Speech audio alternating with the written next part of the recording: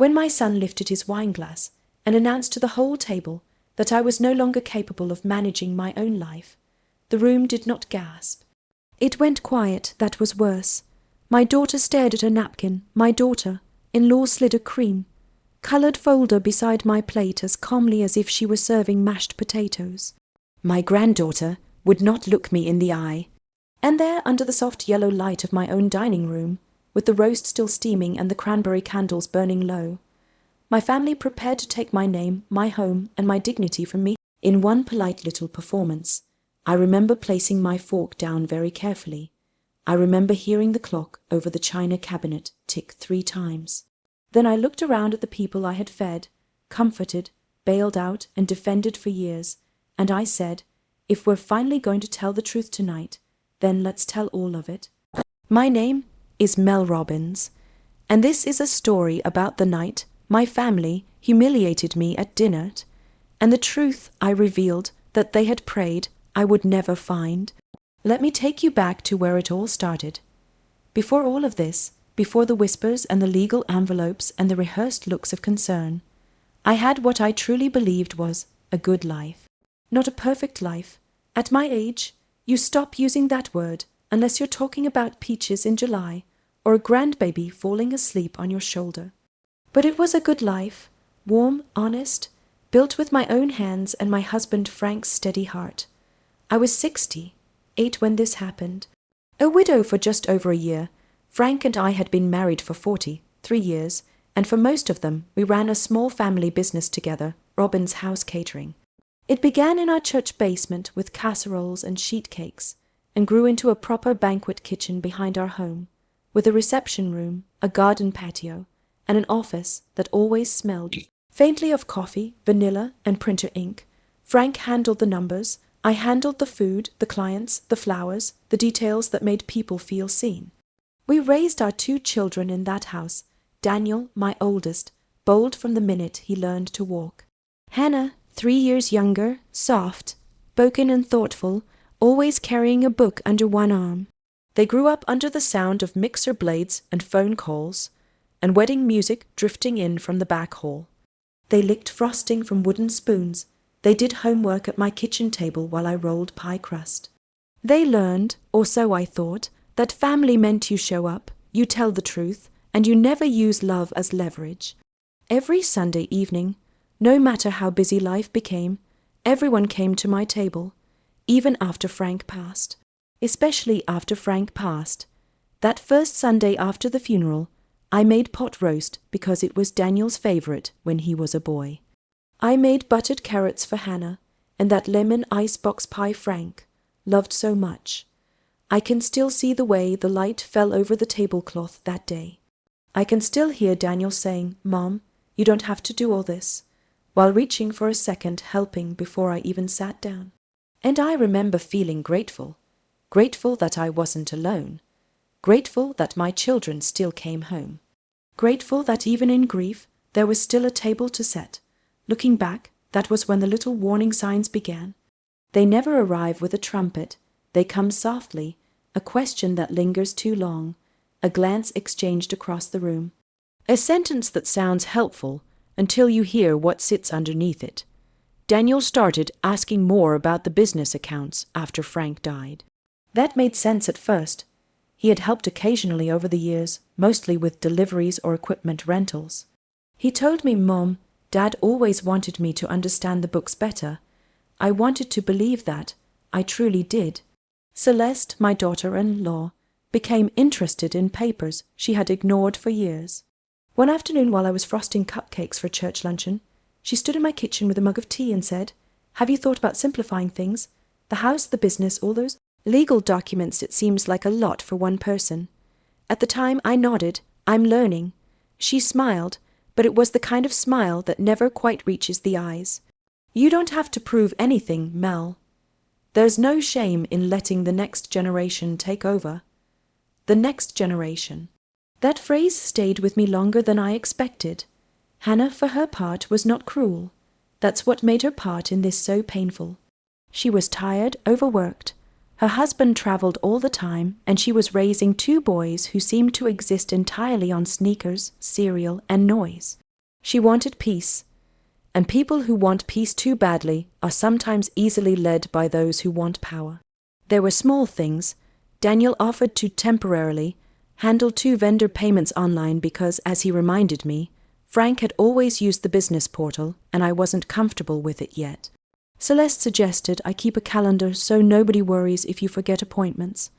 Daniel asked where Frank kept the deed to the house. Not the copy, the original. I should have felt something then, a tightening, a warning.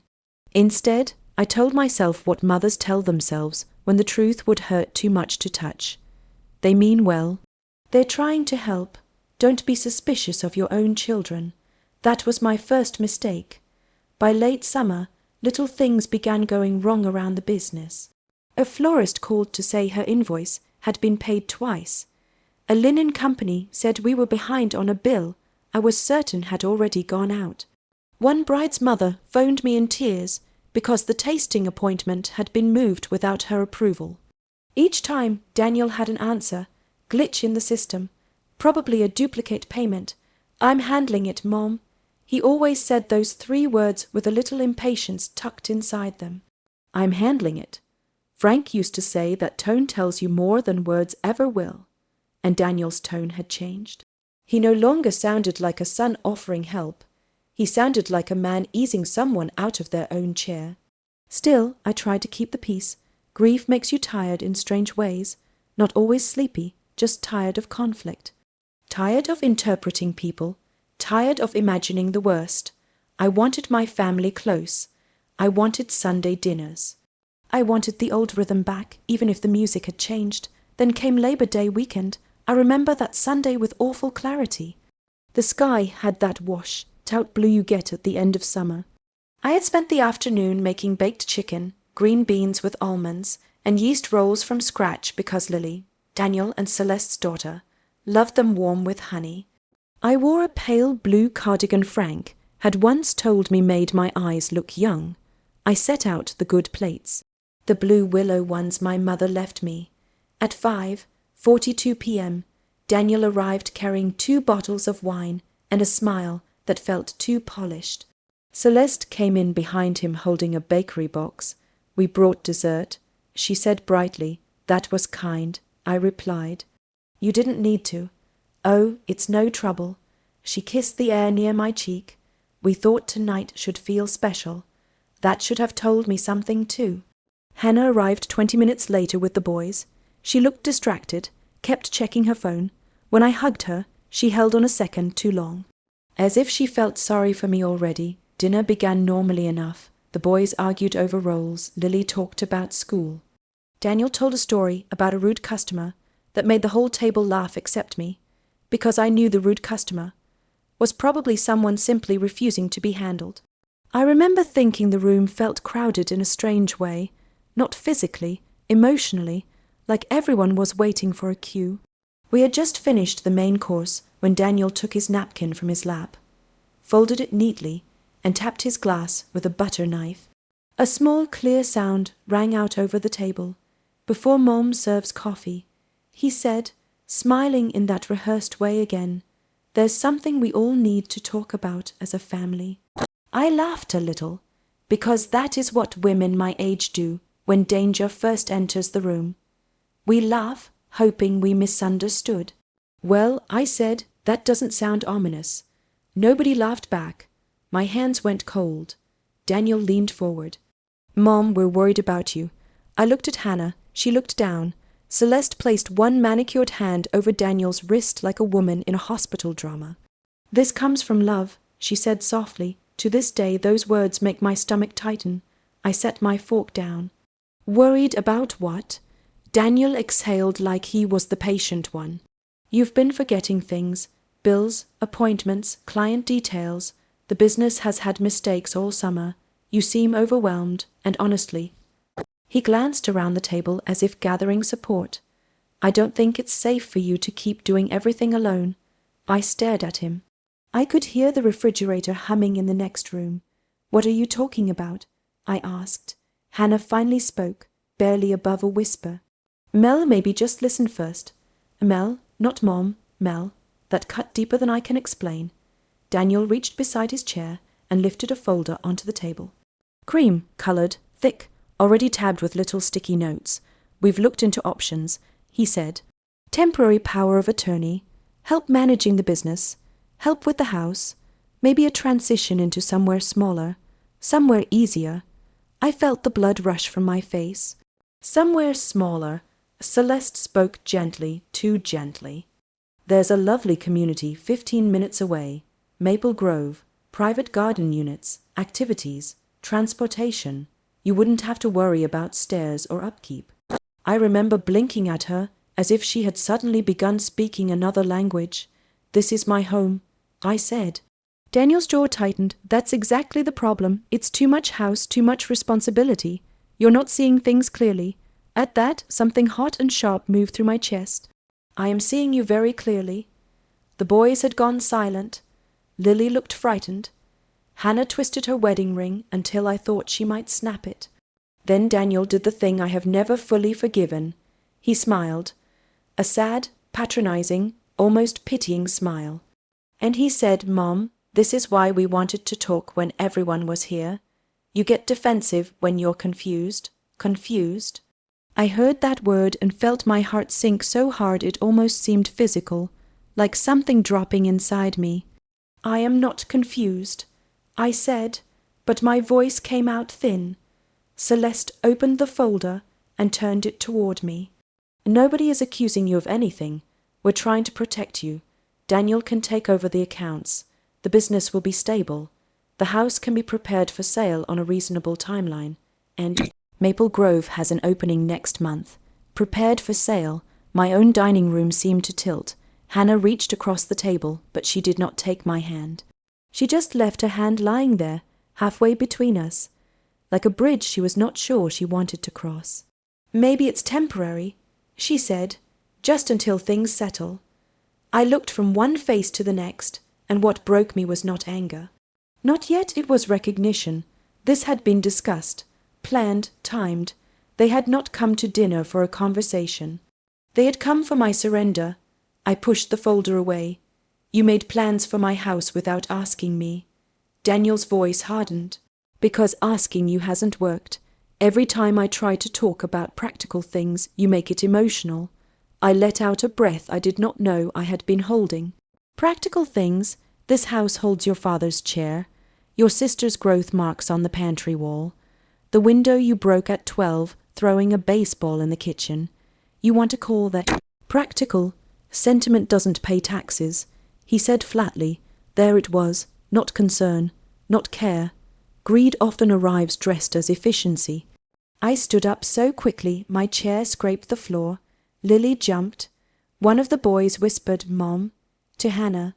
You will not sell my house, I said. Daniel rose too. Then you leave us no choice. No choice. I still hear that line at night sometimes. No choice about what? I asked. He looked toward the doorway, and that is when I saw her. A woman I barely knew from church administration was standing in the living room, holding a handbag and a leather padfolio. Miss Carson, a notary public. She had been in my house the whole time, waiting. Something inside me went very still. Not furious, not frantic, still. I looked back at my son. You brought a notary to my dinner table. He did not answer.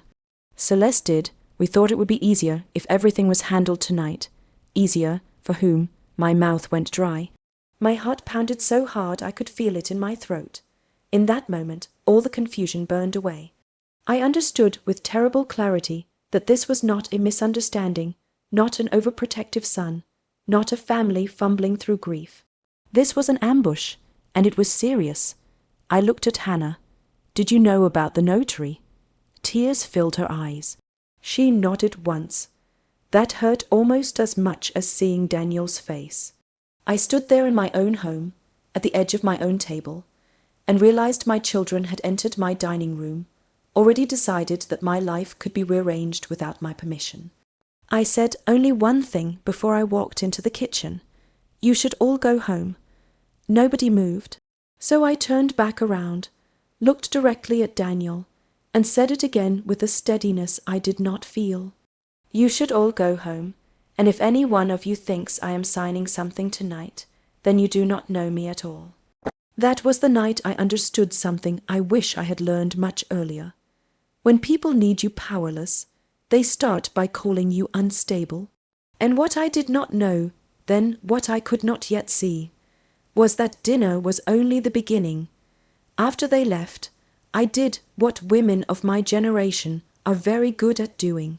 I cleaned, I wrapped the leftover chicken, I scraped plates into the trash, I rinsed gravy from the serving spoon. I wiped the table twice, even though it did not need it. There is a kind of dignity in ordinary motion when the heart is in pieces. If your hands keep moving, maybe your mind can catch up later. By 9:18 p.m., the house was quiet, too quiet. The kind of quiet that makes a clock sound rude. I made myself chamomile tea, though I could barely swallow. Then I sat in Frank's chair in the den and stared at the framed photograph on the mantel. The four of us on a beach 20 years earlier, wind in our hair, all of us sunburned and laughing. Daniel had his arm around me in that picture. Hannah was leaning into Frank. We looked like the kind of family people envied in church parking lots. I whispered what happened to us. Of course, there was no answer. At 9:46 p.m., my phone buzzed. A text from Daniel. I'm sorry tonight got emotional. We're just trying to do what's best. Please think about it calmly. Not for you, not with you, what's best? I did not answer. The next morning, the humiliation settled into me more deeply than the shock had.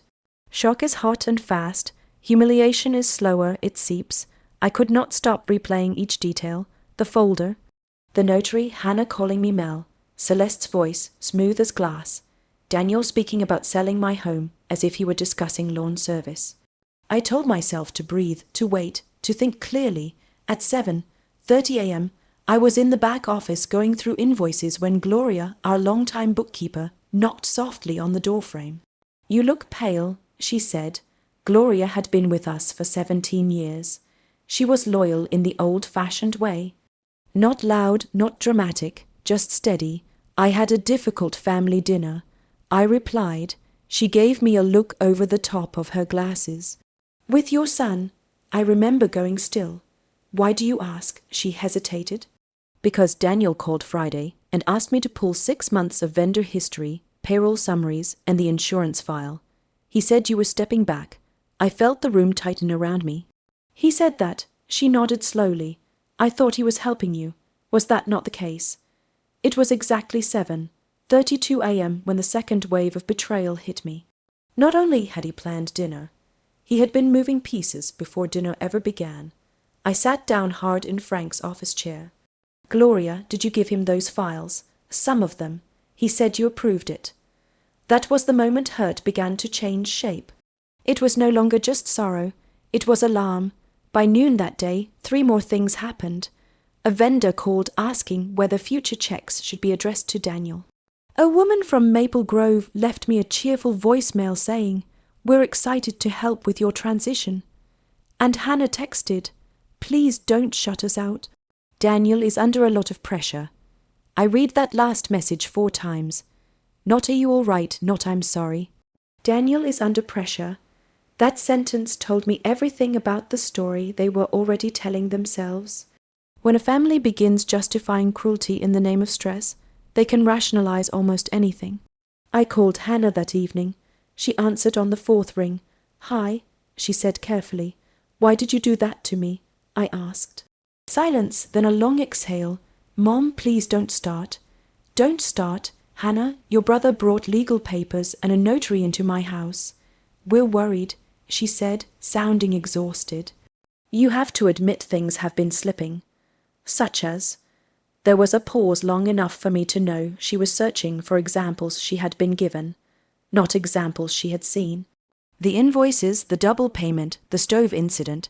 I frowned. What stove incident? Another pause. "Daniel said you left a burner on last month." I closed my eyes. I had not left a burner on last month.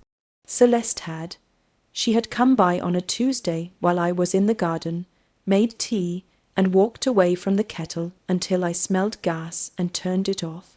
She laughed and said, "That's what happens when your mind is in 6 places." I remember it clearly because I had thought young people forget too.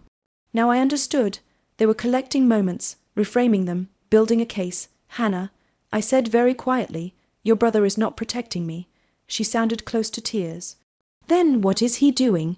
I looked around Frank's darkened office, at the file cabinets, the corkboard, the calendar, still turned to the month he died, because I had not been able to bring myself to flip it. And for the first time, the answer came to me not as a fear, but as a fact. He is taking something, I said. She whispered, Mom, I don't know what yet. I replied, but I am going to find out. That night, I slept for barely an hour. By the end of the week, the pressure became constant. Daniel stopped dropping by casually and started arriving with purpose. He carried urgency into the house like a briefcase. He wanted passwords, keys, insurance contacts, a list of recurring expenses. When I refused, he sighed dramatically, as if I were a stubborn child. On Thursday, he stood in my kitchen with his car keys in one hand and said, You are making this harder than it needs to be. For whom? I asked. For everyone. There is something chilling about a person who can make theft sound like teamwork. I am not signing anything. I told him. He leaned against the counter and gave me the same pitying smile from dinner. Then at least be honest with yourself. You cannot manage the business, this property, and your own health. My health is fine. He shrugged. That isn't what people are saying. People. By then, I had already heard from 2 women at church who asked me, in their gentle little voices, whether I was doing all right these days. One of them patted my hand. I wanted to scream, but screaming gives people the evidence they came looking for. So I did what I have always done when something mattered. I got quiet, quiet enough to listen, quiet enough to watch, quiet enough to realize that whatever my son was doing, he was counting on me to behave exactly like a humiliated mother. Hurt, embarrassed, reactive, and easy to dismiss. He had forgotten who raised him, and though I did not yet know how deep the lie went, I knew this much. I would not let my story be told by the people trying to erase me. That was the end of Act 1 of my innocence. The next part would teach me just how much they had hidden. The week after that first dinner felt like living inside a room where the furniture had been moved in the dark. Everything was familiar, but nothing was where I thought it should be. At first, the changes were small enough that a person could doubt herself. A vendor portal password suddenly stopped working. A client called Daniel instead of me and apologized, saying, He mentioned you are resting more now. A stack of mail that should have been on the hall table never appeared. Then I noticed the petty cash envelope was missing from the office drawer, where Frank always kept it tucked beneath a yellow legal pad. When I called Daniel, he answered on speakerphone. Hi, Mom, I'm in the car. My password doesn't work. I reset a few things, he said breezily. For security, you had no right. I absolutely had a right. I'm trying to keep the business stable. It is stable. A small laugh came through the line. Celeste's laugh, so she was listening. Then Daniel said, If you would stop taking this personally, maybe we could actually solve something. I remember gripping the phone so tightly my fingers hurt. This is personal. You're talking about my home, my business, and my name. Exactly, he said. And you're too emotional to separate any of it. I hung up before he could hear my voice shake. 2 days later, I tried to make peace. That is another thing older women are taught to do. We are trained to manage the discomfort of others, even while standing in our own fire. We call people when they have wounded us. We make coffee for the ones who insult us. We ask, How do we fix this? While they are still calculating what else they can take. I asked Daniel to meet me at a diner halfway between his office and my house. Tuesday, 11:15 a.m. Neutral territory. Bright booths, chipped mugs, the smell of bacon grease and burned toast. He arrived 7 minutes late, still wearing sunglasses, though we were indoors. Celeste did not come, which I took as a good sign. I was wrong. He slid into the booth and said, I have 40 minutes. That sentence alone told me more than he intended. A son trying to repair a relationship does not begin with a deadline. I folded my hands on the table. I am giving you one chance to tell me exactly what this is really about. He took off his sunglasses. I already told you, no, I said. You gave me the performance version. His eyes narrowed, I went on. You've been moving business files, calling vendors, telling people I'm stepping back. You brought a notary into my home. I want the truth. For a moment, his face changed. A flash of irritation, not guilt, irritation. Then he leaned back and said, fine. The truth is Dad left you too much to handle. You don't know the systems. You've made mistakes. The business needs leadership. The property needs a plan. And the longer you refuse help, the more money bleeds out. Then show me the numbers. They're complicated. I lived beside your father for 3 years. Try me. He reached for the sugar caddy, straightened a packet, then another. Mom, this is what I mean. You want to argue details because it's easier than facing reality. I looked at him for a long moment. How long have you been telling people I'm not competent? His jaw tightened. Only people who needed to know. I cannot explain the pain of hearing your own child say something so smooth and so cruel in one breath. Needed to know, I repeated. He lowered his voice. Do you want the ugly truth? People were already noticing, Mom. I'm actually protecting your reputation. That was the first time I realized Daniel believed he could say almost anything if he wrapped it in concern. I stood up. He looked startled. You are not protecting me, I said. You are preparing to replace me. He tossed a few bills on the table and stood too. Then maybe you should ask yourself why everybody else sees the problem except you. Everybody else. Not once did he say I love you. Not once did he say I'm scared of losing you. Only strategy, only image, only control. That afternoon, I cried in my car behind the pharmacy for 11 full minutes. I know because I watched the clock. 12:08 to 12:19. Then I dried my face, bought antihistamine, and drove home. There is a particular loneliness in realizing your pain is inconvenient to the people causing it. Over the next 2 weeks, things grew worse. A client I had booked months earlier called in tears because Daniel told her he was now handling all event decisions due to family circumstances. Gloria quietly told me that Daniel had asked whether payroll could be rerouted through a new business account. Ruth, my next door neighbor and closest friend for 20 years, saw Celeste leaving my back office with 2 banker boxes and a vase that had belonged to Frank's mother. What is she doing with your things? Ruth asked me over the fence that evening. My things, I repeated. Ruth frowned. I assumed you told her to take them. I had not. When I went to the office, the shelves looked untouched at first glance. That was the maddening part.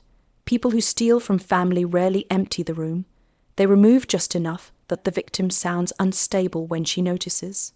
1 missing file drawer, 3 absent binders, Frank's leather ledger gone from the bottom shelf.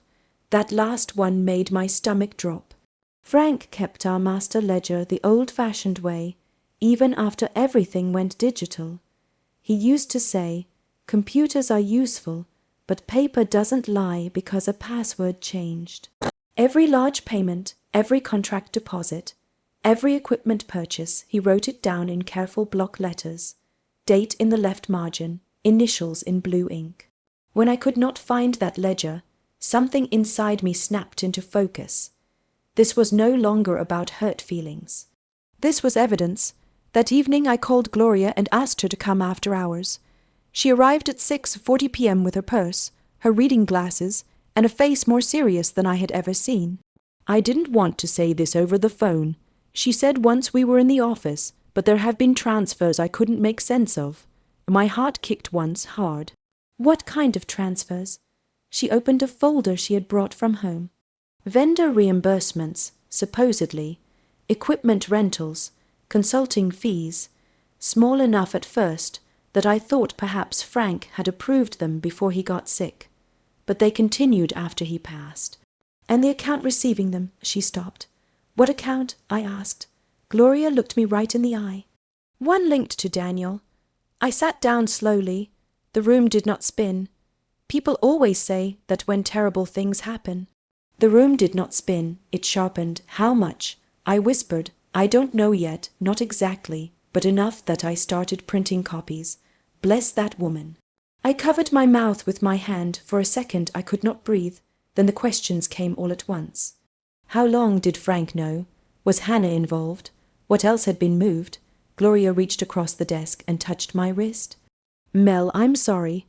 I shook my head. No, don't be sorry. Help me understand. That was the night the story changed. The next morning, Gloria gave me the name of the accountant Frank had trusted for years.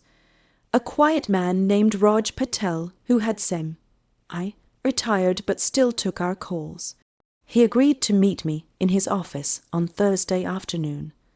I drove there with the windows down, even though the air had turned chilly. I needed cold on my face. I needed something that felt honest. Mr. Patel greeted me with both hands around mine and eyes full of concern. You look like you've had a difficult month. I've had a difficult education, I said. He almost smiled, but not quite. For 2 hours we went over printouts, transfers labeled as temporary reimbursements, mileage adjustments, vendor advances, payments to an LLC called Blue Horizon Event Solutions. Do you know this company? He asked. I did not. Then he turned the page and showed me the ownership filing. Daniel's name. I felt my throat close.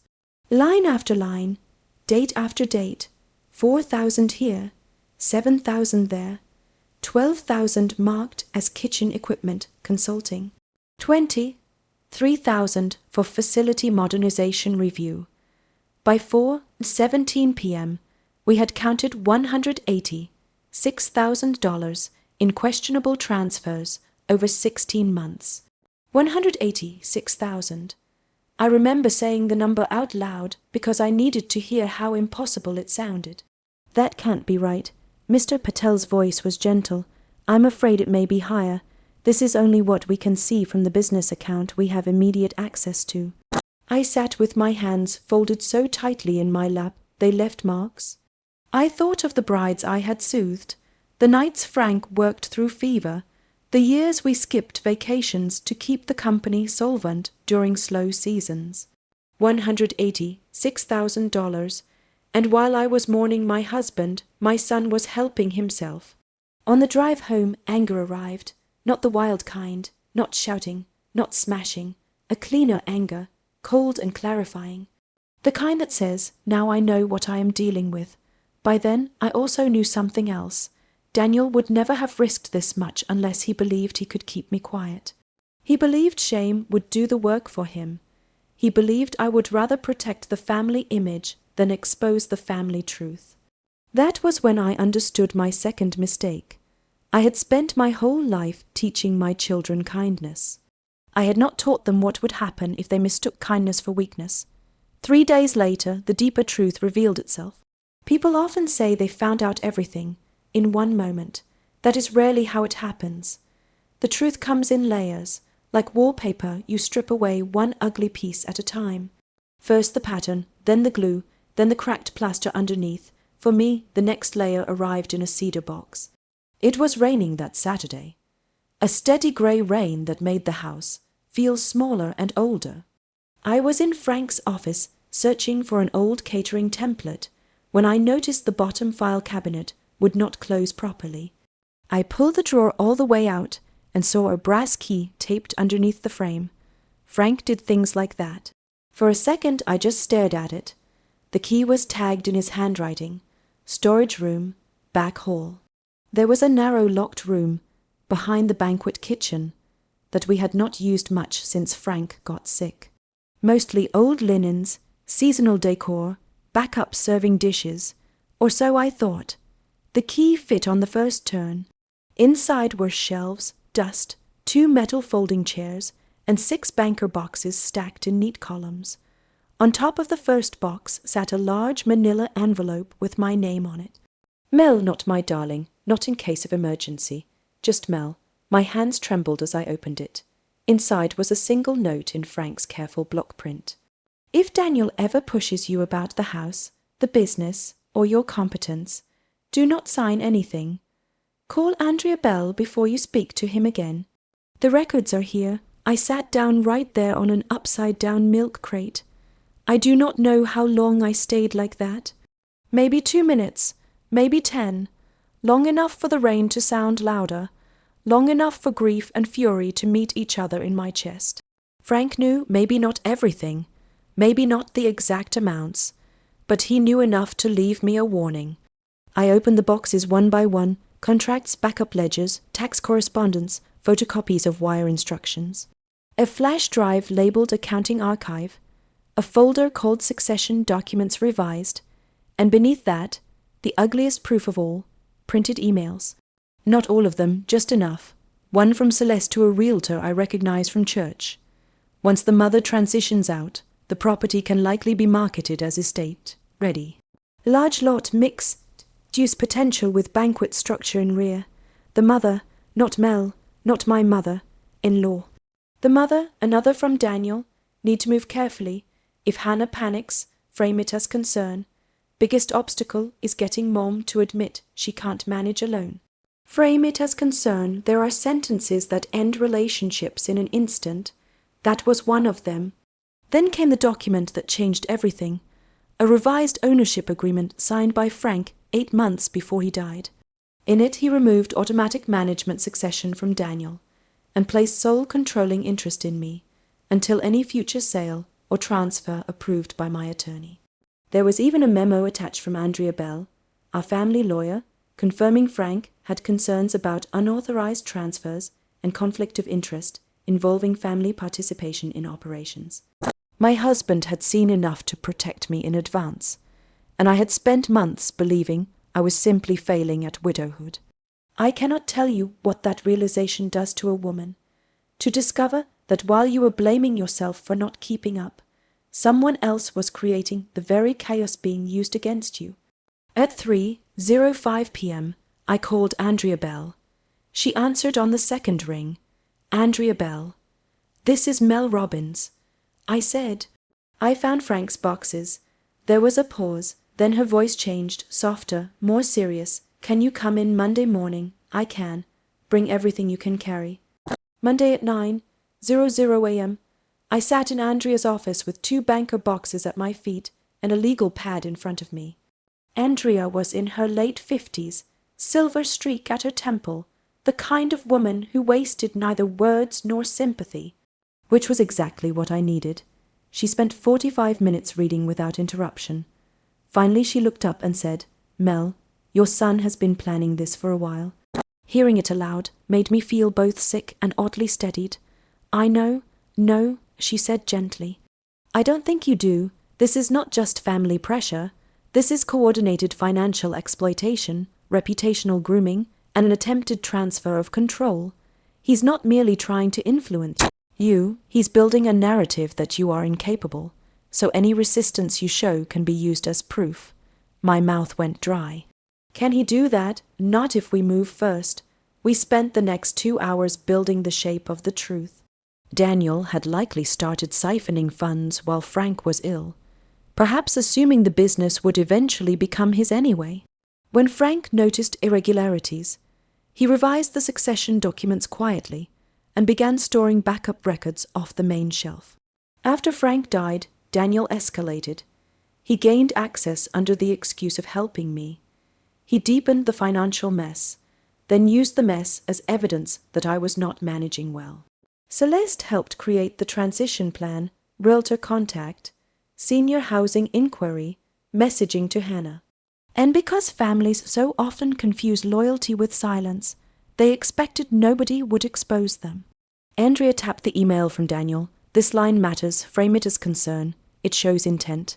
I looked at the paper until the words blurred. She went on.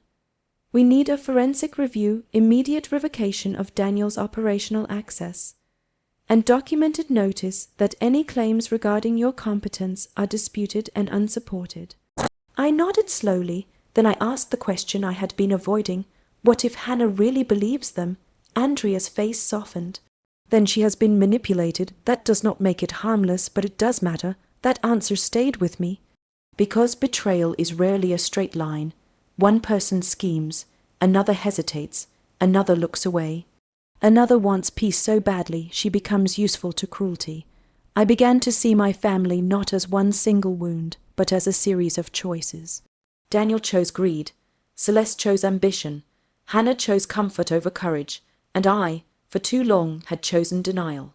When I got home that afternoon, there was another surprise waiting for me. Ruth was on my porch with a casserole dish and a face